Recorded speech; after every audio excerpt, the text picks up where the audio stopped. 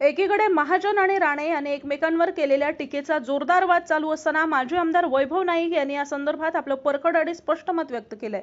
नारायण राणेंच्या मुलावर एका वयस्कर नेत्यानं केलेली टीका त्यांना झोंबली।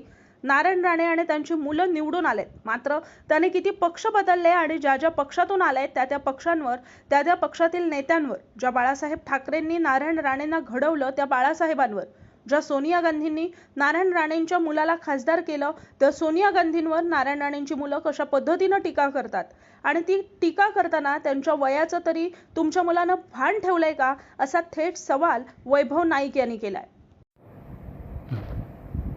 नारायण राणे साहेब, तुमच्या मुलावर टीका केल्यावर ती टीका तुम्हाला झोंबली आणि ती एका वयस्कर नेत्याने केली होती।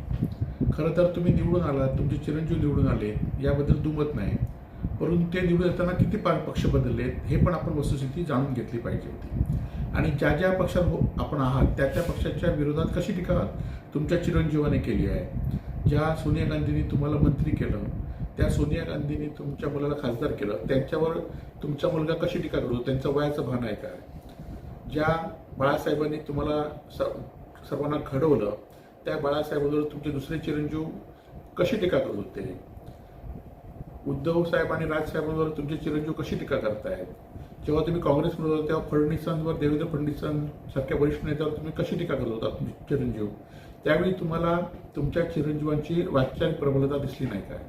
आणि त्यामुळे आपल्यावर पण टीका केली तर त्यांना मारहाणीपर्यंत धमकी द्यायची आणि आपल्या चिरंजीवाने ज्येष्ठ लोकांवर तक्रार केली तर त्याला आपल्याला लोकमत आहे म्हणून सांगायचं, आपण निवडून आलो म्हणून सांगायचं, हे काही बरोबर नाही।